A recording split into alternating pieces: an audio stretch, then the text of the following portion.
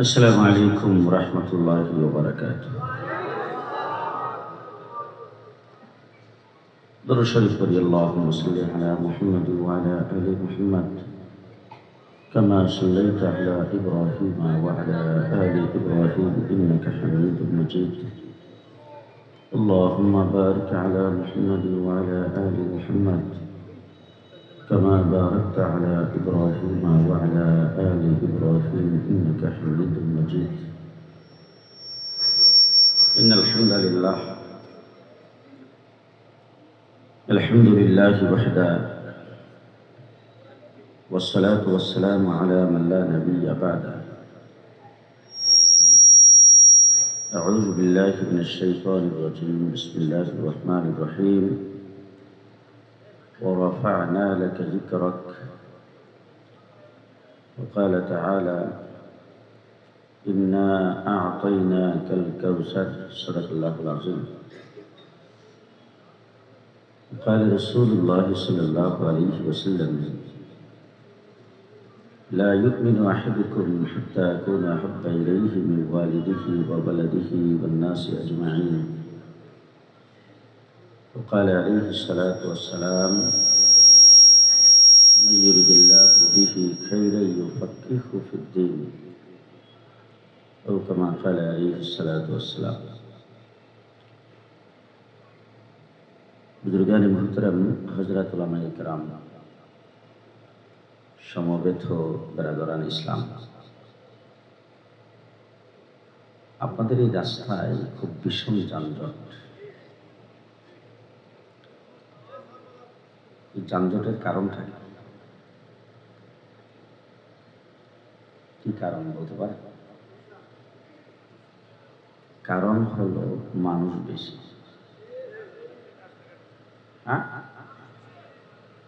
কম মানুষ, এই জন্য যান। যারা আমার সামনে বসছেন সবাই জিন্দা তো? মুর্দা কেউ নাই তো? যারা সামনে বসা আছেন তারা সবাই কি মুসলমান? যে 3 নম্বর, সবাই পুরুষ না? মায়া লোক কেউ নাই তো? তাহলে 3টা জিনিস সামনে রেখে তারপরে কথা বলবেন। অধিক পরিমাণে মানুষ হওয়ার কারণে ভীষণ যানজট। রাতে 12টা 1টার পরে আসবেন, দেখবেন একদম খালি। তখন মানুষজন সব ঘুমের ঘরে চলে যায়, এই জন্য গাড়িও নাই, মানুষও নেই। ওই মেন রোডে যখন আসলাম তখন মাহফিল কোথায় খুঁজে পাচ্ছিলাম না, মাইকের আওয়াজে। মেন রোডে যে সমস্ত লোকজন আছে তারা গাড়ি দেখেই বুঝে ফেলছে যে মাহফিলে যাবে। হাতের ইশারার দ্বারা আমি বুঝেছি ওই মেন রোডে যারা আছে তারাও মাহফিলের খবর জানে। এবং এই যে মাইকের আওয়াজ হচ্ছে, লোকজন যে যাইতেছে, এই দিক দিয়ে আসা যাওয়া করতেছে, দোকানপাটে মানুষ আছে, বিভিন্ন জায়গায় লোকজন ঘোরাফেরা করতেছেন, মাহফিলের খবর জানে না? যে জানার পরও মানুষগুলি কি মাহফিলে আসতে পারছে? আপনারা আসলেন কেমন? এখন যেখানে বসেছেন এই জায়গাটা জান্নাতের বাগান। বাংলাদেশের বঙ্গভবন দামি, গণভবন দামি, সচিবালয় দামি, সংসদ ভবন দামি। ইচ্ছা করলে যেতে পারবেন নাকি ওখান থেকে আলাদা কার্ড লাগবে? দামি জায়গায় যাইতে আলাদা কার্ড লাগে। আল্লাহ যাদেরকে কার্ড দিয়েছে জান্নাতের বাগানের, তারাই আসতে পেরেছে। অসংখ্য মানুষের ভিতর থেকে আল্লাহ পাক আপনাদেরকে জান্নাতের বাগানের জন্য নির্বাচিত করেছেন। বিজ্ঞ উলামায়ে কেরাম, দেশের শীর্ষস্থানীয় আলেমে দ্বীন আপনাদের সামনে আলোচনা করেছেন। সামনে হয়তো আমার পরও আরো আলোচনা শুনবেন। মধ্যখানে রাস্তায় যেহেতু যানজটের কারণে আমার এখানে পৌঁছতে দেরি হয়েছে, আমার সামনে আরো প্রোগ্রাম আছে, এই জন্য সময় হাতে খুব কম। অল্প সময়ের ভিতরে আমি খুব সংক্ষেপে 2-4টা কথা আপনাদের সামনে বলব। আজকের মাহফিলের বিষয়বস্তু শানে রিসালাত। কি শানে রিসালাত? আমার নবী মুহাম্মদুর রাসূলুল্লাহ সাল্লাল্লাহু আলাইহি ওয়াসাল্লাম এই সৃষ্টি জগতের উদ্দেশ্য কথা ভালো করে বোঝার চেষ্টা করেন। সৃষ্টি জগতের মকসুদ দৃষ্টান্ত স্বরূপ যদি আমি আপনাদের সামনে বলি, কিছুক্ষণের জন্য একটা বিষয় মাইনা নেবেন, পরে বাদ দিয়ে দিই। আজকে আমি আপনাদের এখানে দাওয়াত কবুল করেছি, আমি আসব। আমি আসার উপলক্ষেই আজকের মাহফিলের ইন্তজাম। কিছুক্ষণের জন্য মানেন, পরে বাদ দিয়ে দিন। আমি আপনাদের এখানে দাওয়াত রেখেছি, আমি আসব, আমার আশা উপলক্ষে আমি আসব, এই মকসুদেই আজকের মাহফিলের ইন্তজাম। মানে নাই তো যে এখন আপনাদেরকে জিজ্ঞেস করতে চাই, আমি আগে আসছি না প্যান্ডেল আগে?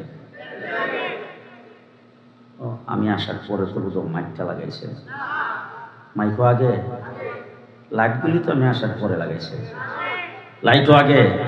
খুব ভালো করে বুঝেন, আমি কিন্তু এই মাহফিলের মূল উদ্দেশ্য, মূল মকসুদ, আমি আসছি পরে প্যান্ডেল করেছেন আগে, আমি আসছি পরে লাইট লাগাইছেন আগে, আমি আসছি পরে স্টেজ করেছেন আগে, ঠিক তেমনি করে সৃষ্টি জগতের কুল, কায়নাতের কুল, সৃষ্টি জগতের মকসুদ হলো আমার নবী মুহাম্মদুর রাসূলুল্লাহ সাল্লাল্লাহু আলাইহি ওয়াসাল্লাম। নবী মুহাম্মদ পৃথিবীতে আসছেন পরে, আল্লাহ পাক আসমান জমিন তৈরি করেছেন আগে। নবী মুহাম্মদুর রাসূলুল্লাহ সাল্লাল্লাহু আলাইহি ওয়াসাল্লামকে আল্লাহ পাক পৃথিবীতে প্রেরণ করেছেন পরে, চন্দ্রের সূর্যের লাইট লাগাইছেন আগে। কথা কি বুঝাইতে পারতেছি? এটা একটা দৃষ্টান্ত স্বরূপ বলেন তো বাবা, এটা রাখেন। এই ভাত খান চাউলের না দানে? চাউল আগে না দান আগে? হ্যাঁ, দান আগে। এবার দেখেন তো চাউলটা কিভাবে আসে। চাউল হলো মূল উদ্দেশ্য। এবার সর্বপ্রথম দেখছি পানি দিয়া দান্দারি বিজায় আমাদের দেশে বলে পাতি খোলন, এটার মধ্যে চাপ দিয়া রাখে, রাখার পরে 2-3 দিন পরে বের হয়ে গেরা বের হইলে খিচুড়ি পাক করে খায়। যে গ্যারাজে বের করছে উদ্দেশ্য হলো চাউল, উদ্দেশ্য কি? চাউল। এটা নিয়ে কাদা মাটির মধ্যে ফালাইছে, এটারে বলে জ্বালা, উদ্দেশ্য হলো চাউল। জ্বালাটা একটু বড় হওয়ার পরে ক্ষেতের মধ্যে নিয়ে লাইন ধরে লাগাইছে, উদ্দেশ্য হলো চাউল।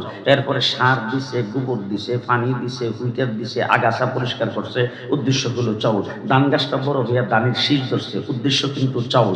ধান গাছটা ক্ষেতের মধ্যে পাকছে, উদ্দেশ্য হলো চাউল। তারপরে আগে কাঁচি দিয়া কাটতো, এখন মেশিন দিয়া কাটছে, উদ্দেশ্য হলো চাউল। আগে গুঁড়ো দিয়া পাড়াইতো, এখন মেশিন দিয়া চড়াইছে, উদ্দেশ্য হলো চাউল। এরপরে পানি দিয়া সিদ্ধ করছে, উদ্দেশ্য হলো চাউল।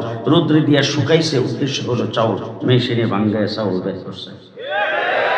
চাউল আসলো কখন? সকলের পরে। আর আগে এতদিন পর্যন্ত যা কিছু করলো উদ্দেশ্য কি?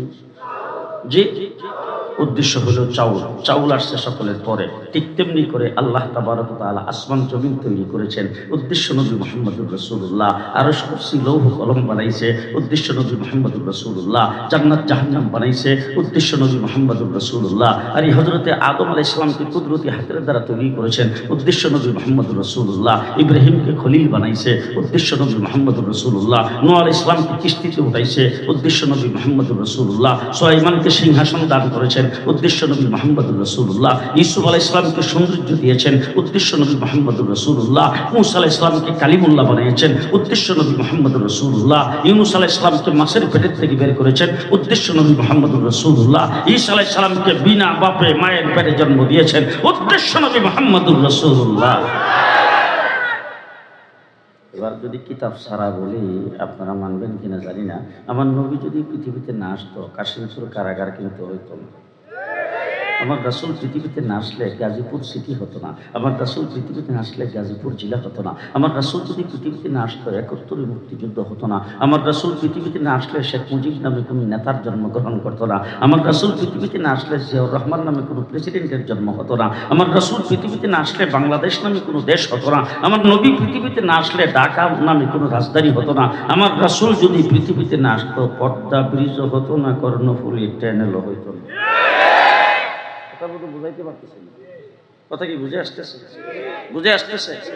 আমার নবী হলো মূল উদ্দেশ্য, মূল মকসুদ। মূল উদ্দেশ্য হলো চাউল। চাউল যখন হয়ে গেছে, এবার আমি জিজ্ঞেস করতে চাই, চাউলটা দিয়ে দান বানান তো চাউল থেকে দান বলেন, হ্যাঁ যে এমন কোন দোকানে কোনো অ্যাডভার্টাইজ শুনছেন যে আমার এখানে বাসমতি চাউল আছে, এটা নিয়ে যদি বিশেষ কায়দায় ভিজায় রাখেন তাহলে দান হবে, এটা খেতে পারি নিলে আবার জ্বালা হইব। যে চাউল হয়ে যাওয়ার পরে চাউল থেকে দান সম্ভব? সম্ভব না অসম্ভব? কথা আসতে বলেন কেন? ওই মাঝে মধ্যে ডাইনি ভাবে তাকে দেখেন তো কেউ যদি কথা না কহে কাওয়া কাদের দলের লোক। কথা কি বুঝাইতে পারতেছি? চাউল হয়ে যাওয়ার পরে চাউল দিয়া দান সম্ভব না অসম্ভব? চাউল হলো মকসুদ, মকসুদ চাউল হয়ে যাওয়ার পরে চাউল দিয়া জীবন ফিরা দান করা সম্ভব নয়। ঠিক তেমনি করে আমার নবী মুহাম্মদুর রাসূলুল্লাহ সাল্লাল্লাহু আলাইহি ওয়াসাল্লাম বলেন, সৃষ্টি জগতের মকসুদ আমার নবী পৃথিবীতে আগমনের পরে নতুন কোন নবী হওয়া সম্ভব নয়। কথা কি বুঝাইতে পারতেছি? জি। এবার বলেন তো দেখি, চাউল যখন হয়ে গেছে চাউল দিয়ে কি ভাত পাক করা সম্ভব? পোলাও, খিচুড়ি, পায়েস, ফিন্নি, গুড়ি কোটা, ছাতু করা, পিঠা বানানো সম্ভব? সম্ভব। খুব ভালো করে বুঝেন, চাউল হলো মূল মকসুদ। চাউল হয়ে যাওয়ার পরে চাউল দিয়ে দান করা সম্ভব নয়। চাউল দিয়ে যেমন ভাত পাক করা যায়, ঠিক তেমনি করে সৃষ্টি জগতের মকসুদ আমার নবী মুহাম্মদুর রাসূলুল্লাহ, নবী মুহাম্মদ পৃথিবীতে আগমনের পরে নতুন কোন নবী হওয়া সম্ভব নয়। কিন্তু চাউল দিয়ে যেমন ভাত পাক করা যায়, নবুয়তি ইলম থেকে আল্লামা খুরশিদ আলম কাসিমি হওয়া যায়। নবী হওয়া চাউল দিয়ে যেমন খিচুড়ি পাক করা সম্ভব, নবুয়তি ইলম থেকে জুনায়েদ বাবনগরী হওয়া সম্ভব। চাউল দিয়ে যেমন পিঠা বানানো সম্ভব, নবুয়তি ইলম থেকে আল্লামা আহমদ শফি হওয়া সম্ভব। চাউল দিয়ে যেমন ফিন্নি পাক করা সম্ভব, নবুয়তি ইলম থেকে হাফিজ হুজুর হওয়া সম্ভব। চাউল দিয়ে যেমন পিঠা বানানো সম্ভব, নবুয়তি ইলম থেকে শাইখুল হাদিস আল্লামা আজিজুল হক হওয়া সম্ভব। চাউল দিয়ে যেমন ভাত পাক করা সম্ভব, নবুয়তি ইলম থেকে মাওলানা মামুনুল হক হওয়া সম্ভব। নবী হওয়া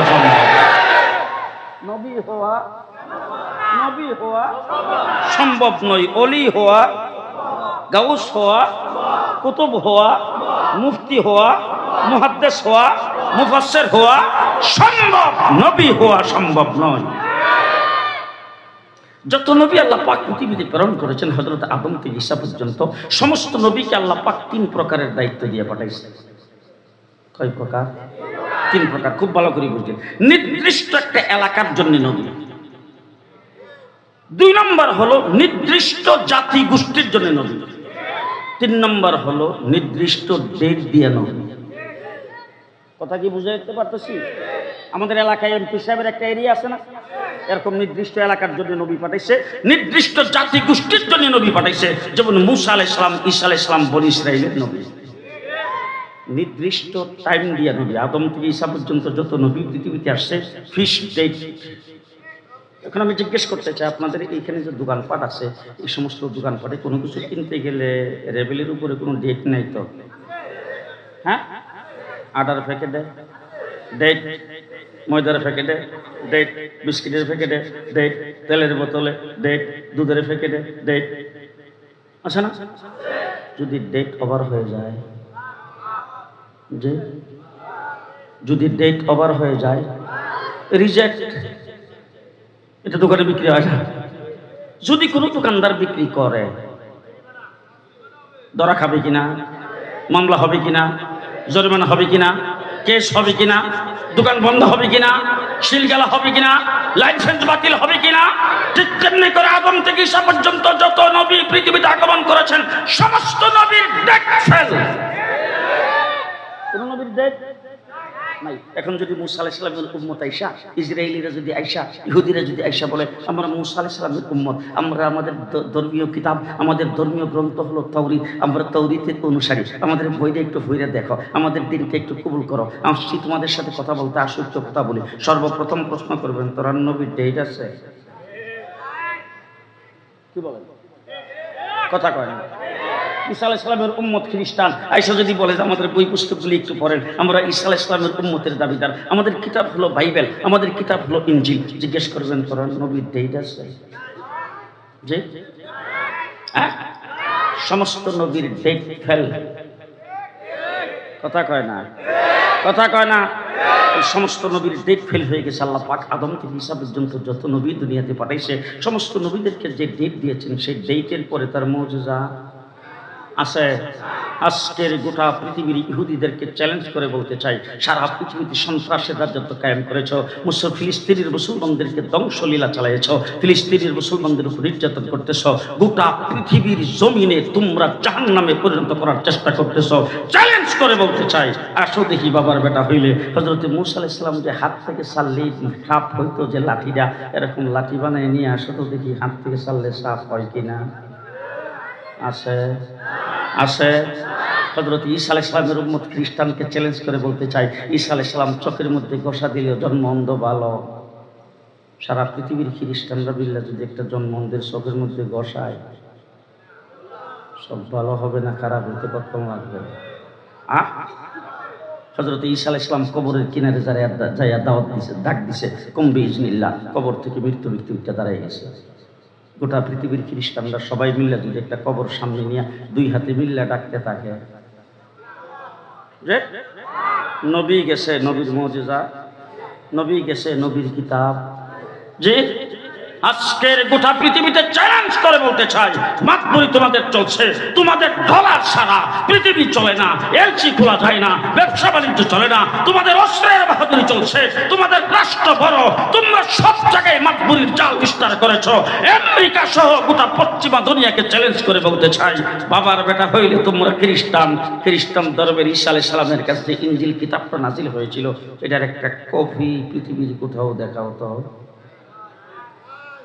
ও আপনারাও সন্দেহ আছে যে ইনজিলের হাফেজ তো গাজীপুরে আছে, বোধ সতে কোনাবাই তো আসো জি আছে পৃথিবীর কোথাও একজন হাফেজ, একজন লক্ষ লক্ষ কোটি কোটি ডলার খরচ করেছে বাইবেলের হাফেজ তৈরি করার জন্য।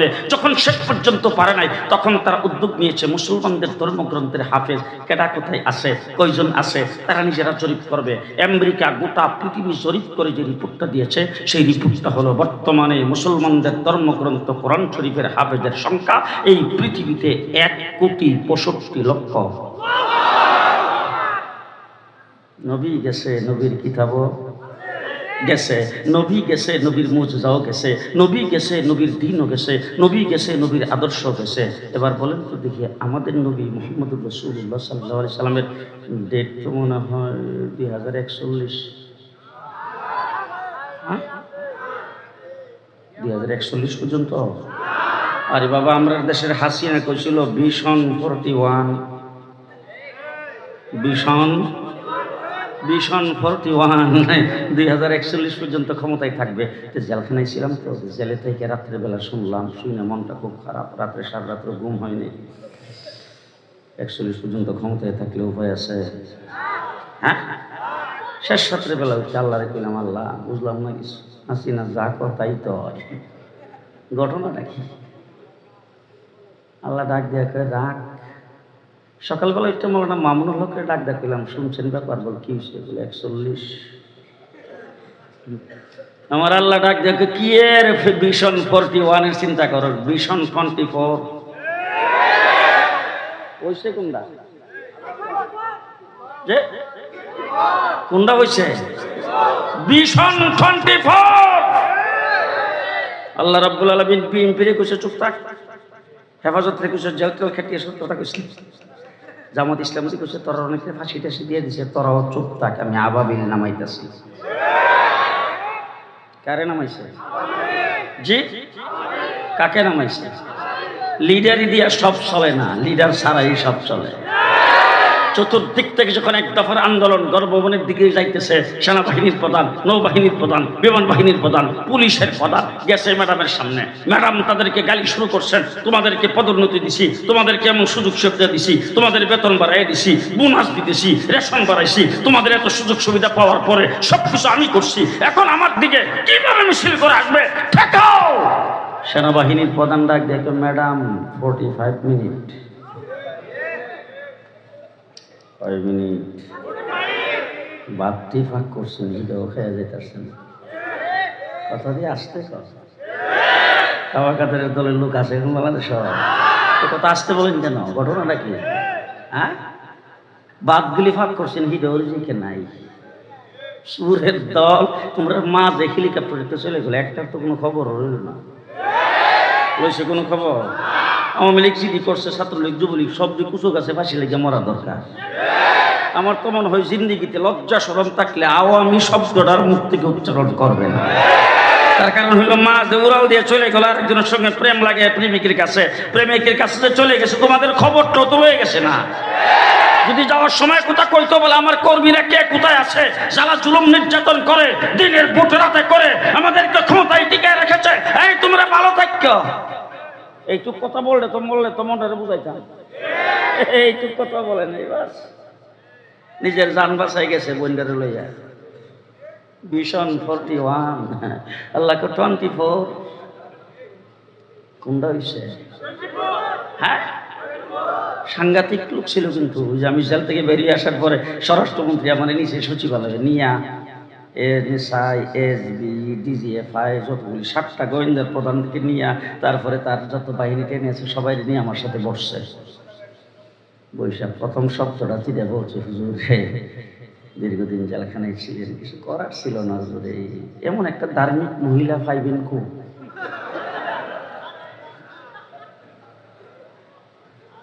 ফাঁসের তো নামাজ টাইম মতো পড়ে, ওদের পর্যন্ত বেলাউজ পরে, মাথার কাপড়টা কোনোদিন পরে না, তাহাজ্জুদ কোনোদিন কাজা নাই, ফজরের নামাজ পড়ে কোরআন তেলাওয়াত না করে কোনো কামই করে না।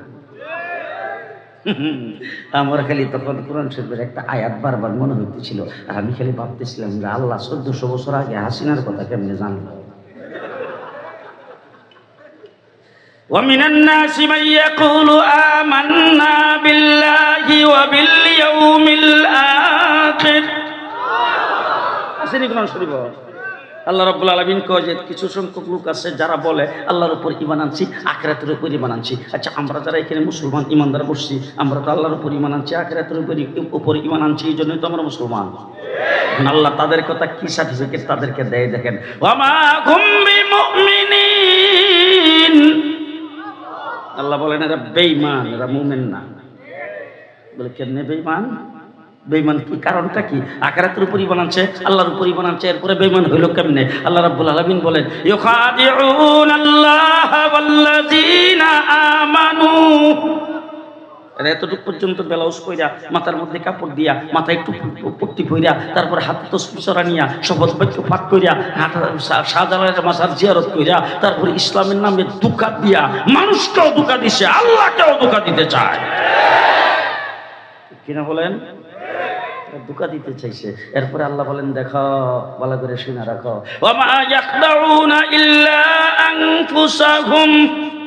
আসলে তারা আল্লাহকেও ধোঁকা দিতে পারে নাই, আর মুমিনকেও ধোঁকা দিতে পারে নাই, নিজেরাই নিজে ধোঁকা খাইছে, নিজেরাই নিজে ধোঁকা খাইছে। কারণ ভরসা করছে কাওয়াকাদের উপরে, হ্যাঁ একদিন আগে গেছে, কথা কয় না? ভরসা করছে পুলিশের উপরে, ভরসা করছে আর্মিদের উপরে, ভরসা করছে নৌবাহিনী সেনাবাহিনীর উপরে, এরা কেউ তার সাথে নাই। যায় কইছে 45 মিনিট, কথা কয় না? জি, কাওয়াকাদের বলছিল আমাদের এই আন্দোলনকে দমাইবার জন্য ছাত্রলীগই যথেষ্ট। বক্তৃতায় দ্বারা এটা খেলা হবে। গত 15 বছর পর্যন্ত খেলার মাঠেই ছিলাম। কথা দিয়ে আসতে কর, 15 বছর পর্যন্ত খেলার মাঠেই ছিলাম। জেলে যাওয়ার আগে যেই ভাষায় কথা বলেছি, জেল থেকে বের হইয়া ঠিক সেই ভাষায় কথা বলেছি, কোনো আপোষ করি না। কিন্তু দুঃখ সেই জায়গায়, তোমরা যারা খেলা হবে বলছো, তোমরা পুলিশের অস্ত্রের বিনিময়ে, প্রশাসনের অস্ত্রের বিনিময়ে তোমরা খেলছো, তোমাদের সামান্যতম কোনো শক্তি নাই। যদি শক্তি থাকে তাহলে আজকে গেলা কো পালাবো না, পালাবো না। আওয়ামী লীগ পালায় না। এখন কই গেছ? জি, 1.5 মাস রিমান্ডে ছিলাম, 1.5 মাস। রমজান শরীফের মাস, তারাবির নামাজও ঠিক মতো পড়তে দেয়নি, কোরআন শরীফ তেলাওয়াত করতে দেয়নি। 7টা টিম আমাকে নির্যাতন করেছে। রাত্রদিন 24 ঘন্টা বারবার জিজ্ঞাসাবাদের জন্য আমাকে রুম থেকে বের করে নিতেন। আর সাক্ষাৎটা হইলেই বলতো, তুই পাকিস্তানি রাজাকার, তুই পাকিস্তানি রাজাকার। তোর হাফিজ হুজুর ছিল পাকিস্তানি রাজাকার, তোর শাইখুল হাদিস ছিল পাকিস্তানি রাজাকার, তোর মুফতি আমিনী ছিল পাকিস্তানি রাজাকার। বাংলাদেশের আকাবের উলামায়ে কেরামের নাম ধরে ধরে বলতো তারা পাকিস্তানি রাজাকার ছিল। আমি জিজ্ঞেস করতে চাই, আজ পর্যন্ত বাংলাদেশের বিএনপি বলেন, বাংলাদেশের জামাত বলেন, বাংলাদেশের যত রাজনৈতিক দল আছে, আপামর জনসাধারণ সকলকে জিজ্ঞেস করতে চাই এবং খুদার কসম করে বলতে চাই, 54 বছরের ভিতরে বাংলাদেশের কোন একজন আলেম, একজন মৌলবী পাকিস্তানের পক্ষে একটা শব্দ উচ্চারণ করে নাই। কোনদিন বক্তৃতায় পাকিস্তানের কথা বলেছি আমরা? কোনদিন কোন মসজিদের ইমাম মিম্বরে বসে শুক্রবারে পাকিস্তানের পক্ষে কোন একটা শব্দ উচ্চারণ করেছেন? রাস্তায় করেন করছে কোনদিন? পাকিস্তানের সঙ্গে আমাদের কোনো বাড়তি সম্পর্ক? আমরা পাকিস্তানের কোনোদিন দালালি করেছি? দালালি করি নাই। বরং তোমরা বক্তৃতায় দাঁড়ায় বলছো ভারতের সাথে আমাদের স্বামী স্ত্রীর সম্পর্ক। যেই মাত্র কইছে স্বামী স্ত্রীর সম্পর্ক, আপনারা কি বুঝছেন জানি না, আমি বুঝছি যে আমরা মেয়েটা আসলে প্রেম করে নিছি। এখন এই যে প্রেম, যে যখন বাবা যখন ভাই বোনে যখন প্রেম করে তখন ভাইয়ে কি করে, মেয়ে যখন প্রেম করে বাবা কি করে, বাবা তখন ভাই তখন প্রেম থেকে ফিরে যেতে চায়। সাবধান, সে যেন চিঠিপত্র লিখতে না পারে। সাবধান, সে যেন যোগাযোগ করতে না পারে। সাবধান, মোবাইল যেন করতে না পারে। সাবধান, কথাবার্তার জন্য বলতে না পারে। ওরে ব্যক্তি দিও না, ওর প্রেমিক যেন ওর কাছে যেন আসতে পারে দিও না। আমরাও কিন্তু এরকম করছি। বাংলাদেশে যখন প্রেমিক মুদির দাওয়াত করে আনতে চাইছে, আমরা রাজপথে নাইমা বলছি মুদির মতো বদমাইশ বাংলাদেশে আসতে পারবে না। ঠিক না বলেন? বাধা দেওয়ার পরে শেষ পর্যন্ত দেখলাম কি যে ইমন প্রেম লাগাইছে আমরা মেয়েটা এই বাকি গেছে।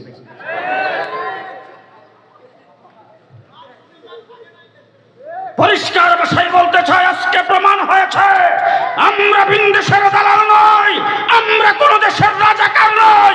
তোমরা সবাই ইন্ডিয়ান রাজাকার, ইন্ডিয়ান রাজাকার, ইন্ডিয়ান রাজাকার। ভারতের দালালেরা, ভারতের গোলামেরা, খুনি হাসিনার দালালেরা, ওলামায়ে হক্কানি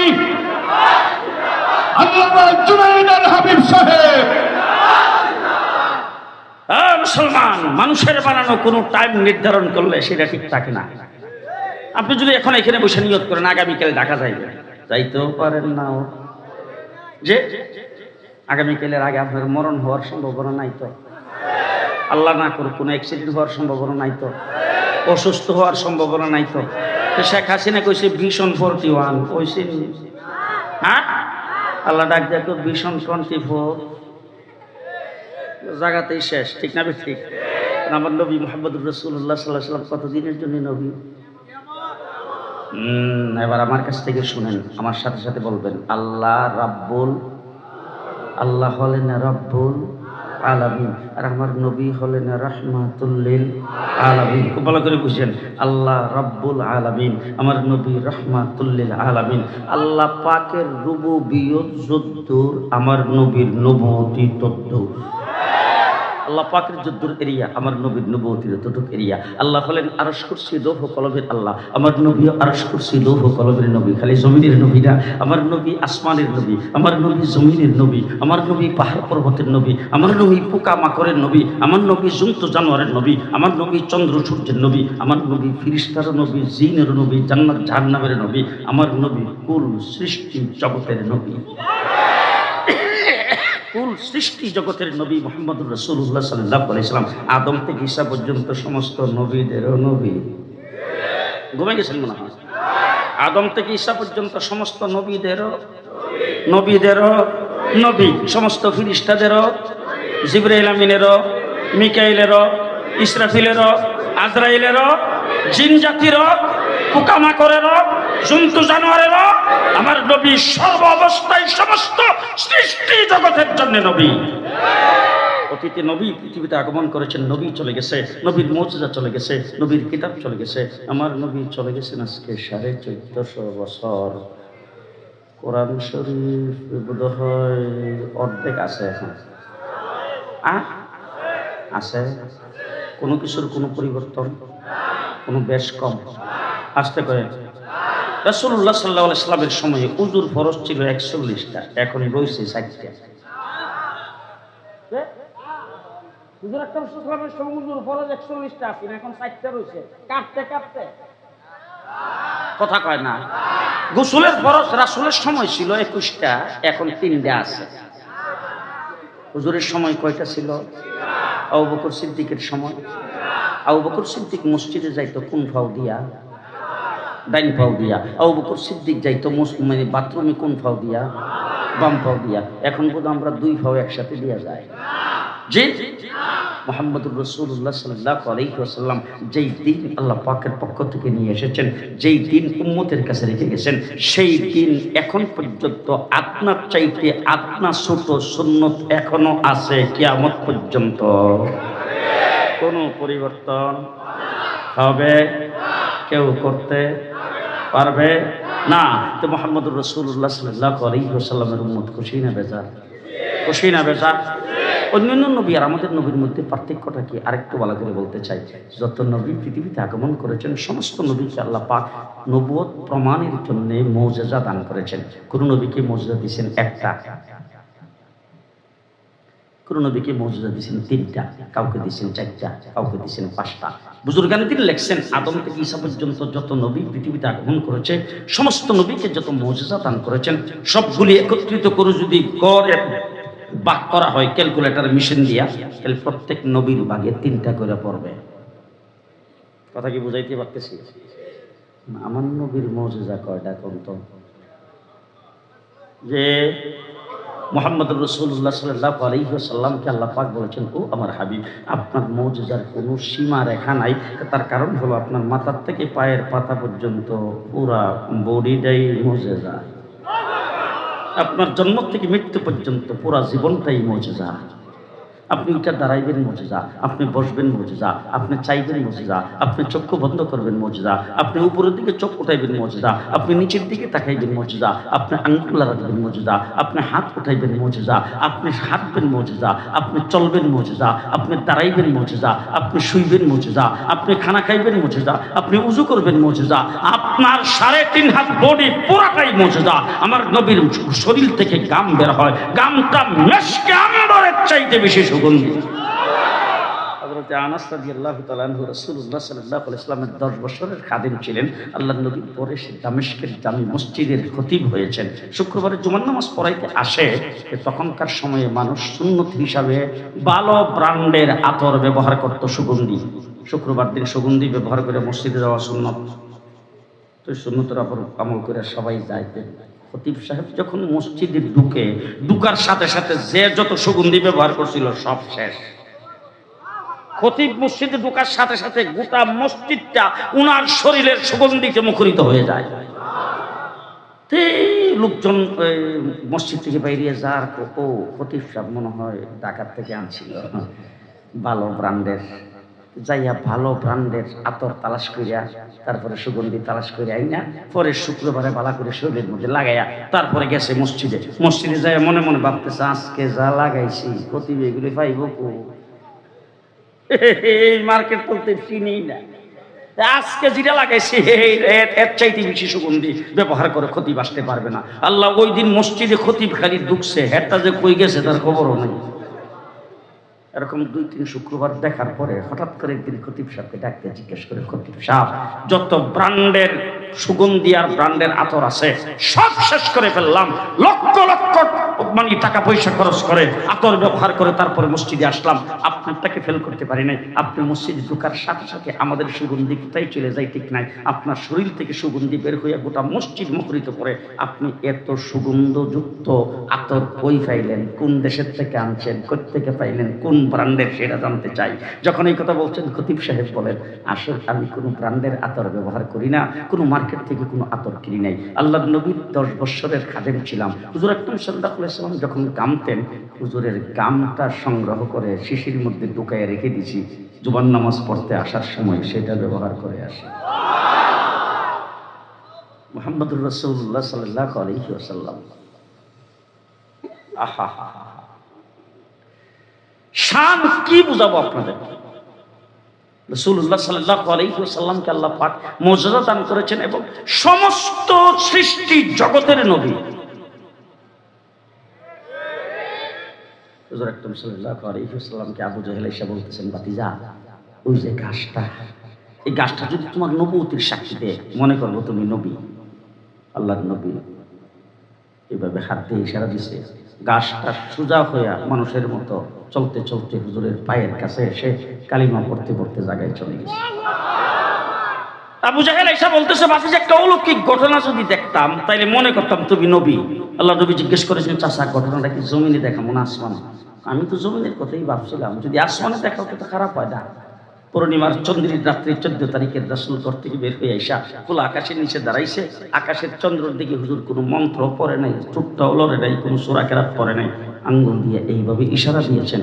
আকাশের চন্দ্র 2 ভাগ হইয়া 2 দিকে পড়ে গেছে। মুহাম্মদুর রাসূলুল্লাহ সাল্লাল্লাহু আলাইহি ওয়াসাল্লামের মুজিজা যদি বলতে থাকি সারা রাত্রি বলতে পারবো।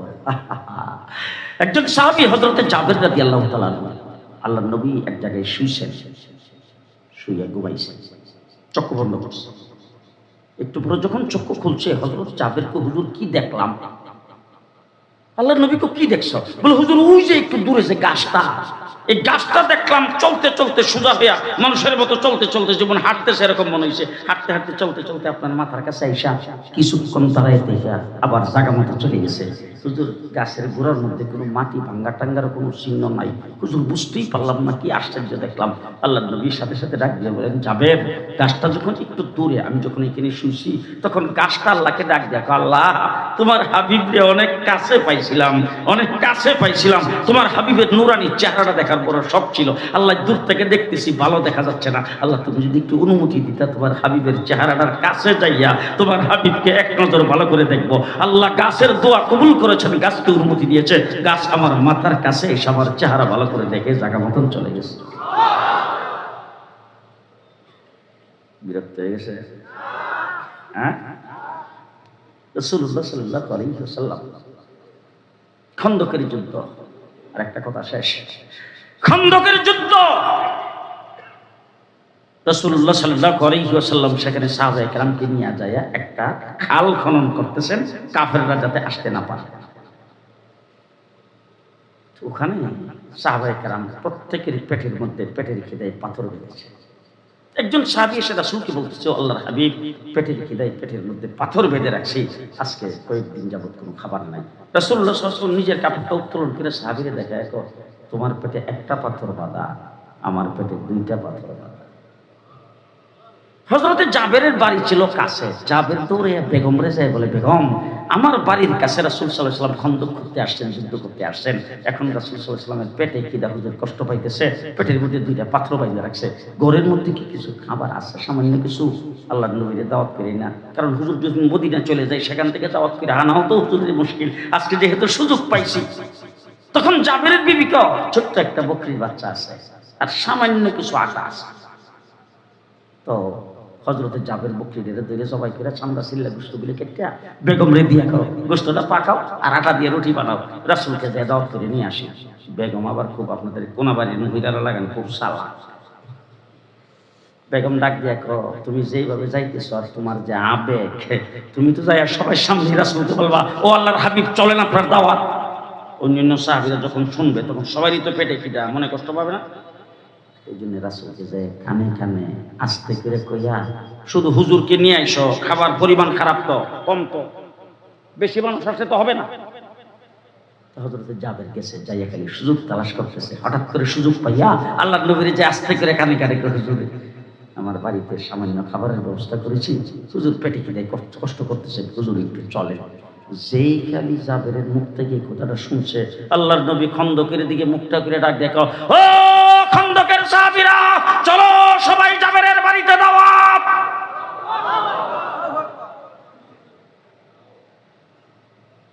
জাবেরের হুঁশ নাই। আল্লাহর নবীর পেছনে সাহাবীরা সবাই কাতার বেঁধে রওনা হয়েছে। জাবের দৌড়াইয়া বেগম রে যায় ডাক দেখো, বেগম জানলার পর্দাটা সরাইয়া দেখ, অবস্থা খারাপ। বেগম ডাক দিয়ে কি হয়েছে?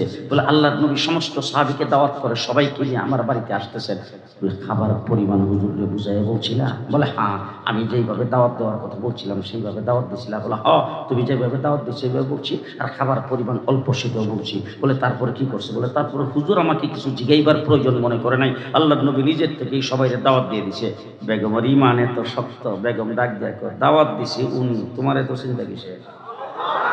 আরে বাবা, এত জোরে সুবহানাল্লাহ কি রাস্তার মানুষ শুনবে? তো আসতে কর, দাওয়াত দিছে উনি, তোমার এত চিন্তা কিসে? রাস্তা দাও, যিনি দাওয়াত দিছে তিনিই তো ব্যবস্থা করবে।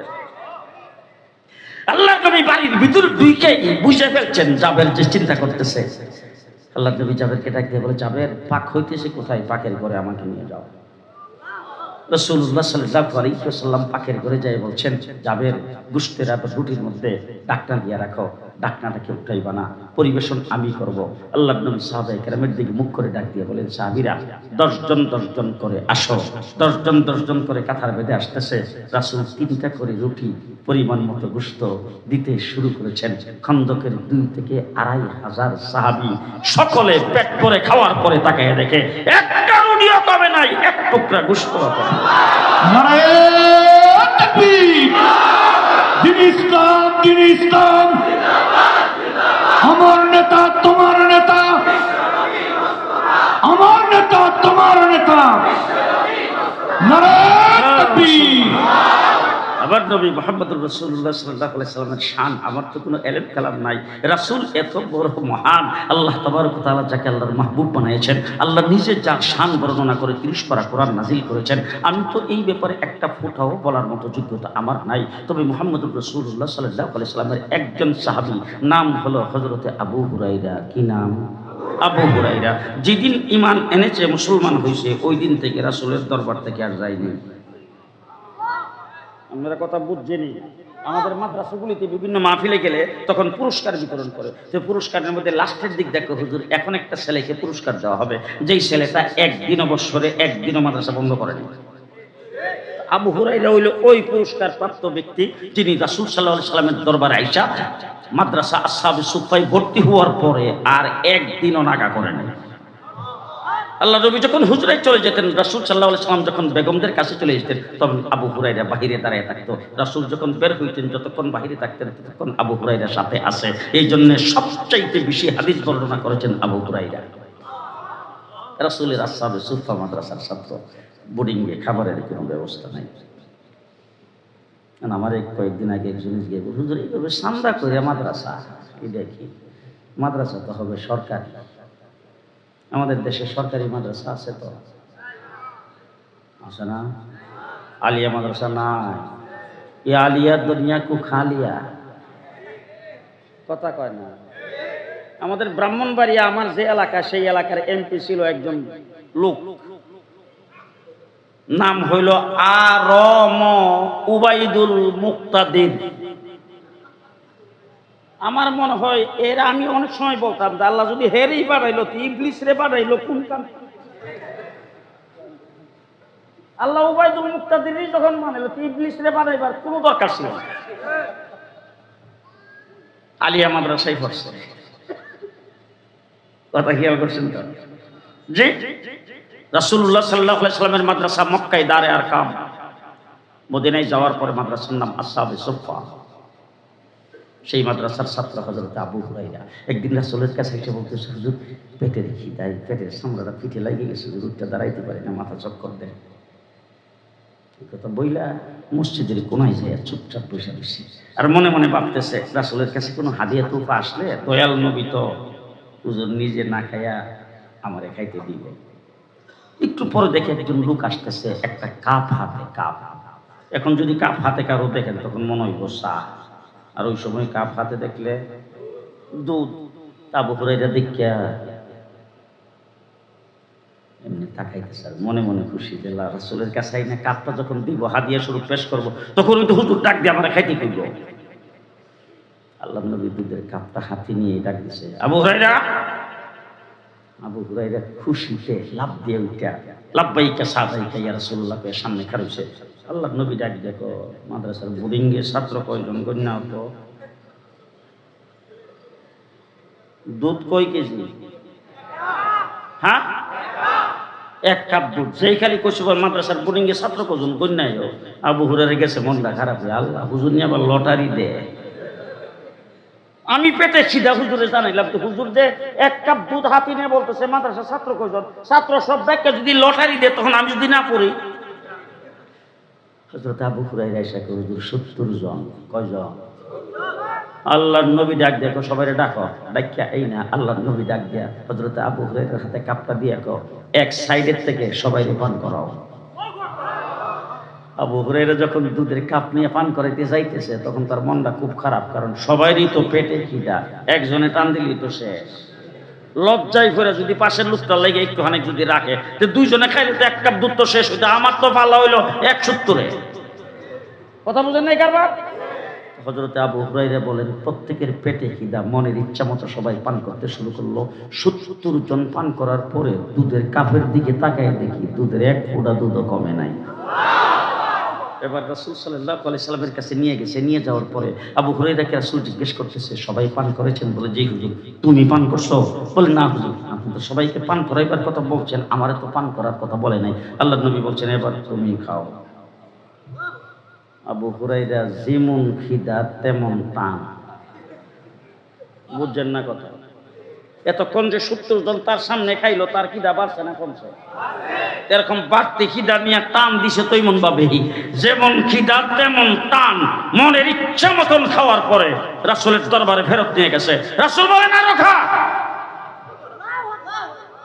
দ্বিতীয়বার আরো খাইছে, খাইয়া তারপরে ফেরত নিয়ে গেছে। রাসূল বলেন আরো খা।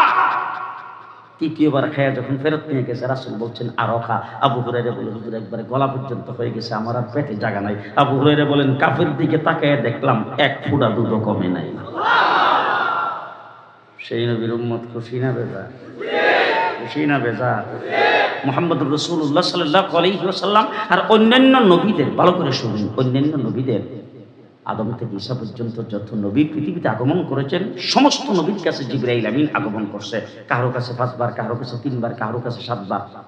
হযরতে ইব্রাহিম আলাইহিস সালামের কাছে জিবরাইল আমিন আসছেন 40 বার। মুসা আলাইহিস সালাতু ওয়াস সালামের কাছে আসছে 400 বার।